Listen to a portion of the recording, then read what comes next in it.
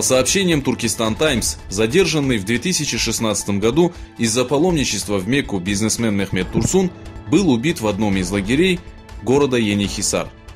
Сообщение о его смерти дошло до его родных в 2018 году. Однако китайские власти не выдали тело бизнесмена. Мехмет Турсун Хаджи был владельцем фабрик по производству подсолнечного масла в Урумчи и крупных городах Восточного Туркестана. Завершилась неделя ознакомления с Восточным Туркестаном, вобравшая в себя выставку фотографий, пресс-конференцию и культурные мероприятия. Выступивший на закрытии программы главный секретарь Организации просвещения и солидарности Абдуляхат Абдурахман выразил свою благодарность губернатору Стамбула, сотрудникам безопасности и всем волонтерам.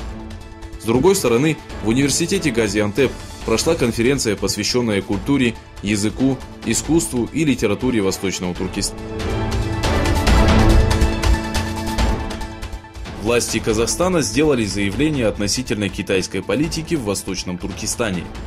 Пресс-секретарь Министерства иностранных дел выступил с заявлением, в котором подчеркнул, что задержание казахов, имевших гражданство Республики Казахстан, содержание казахов и уйгуров в лагерях политического перевоспитания является внутренней политикой Китайской Народной Республики.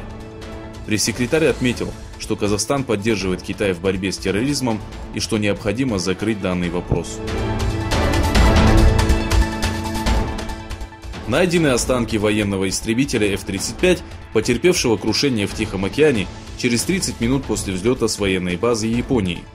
Самолет был приобретен у Соединенных Штатов Америки в 2018 году. Военно-воздушные силы Японии временно отменили полеты F-35, имеющихся на вооружении армии. Пилот, об участи которого ничего не известно, успел передать сигнал диспетчеру военно-воздушных сил. Ученым впервые удалось сделать снимок черной дыры. Черная дыра шириной 40 миллиардов километров, что превышает планету Земля в 3 миллиона раз, и находящаяся на расстоянии 53 миллионов световых лет, имеет величину, превышающую Солнечную систему в 6,5 миллионов раз. Фотография черной дыры галактики Мессиер-87 вошла в научную историю как первый снимок подобного явления. Делегация Всемирного уйгурского конгресса осветила вопрос Восточного Туркестана в Министерстве иностранных дел США.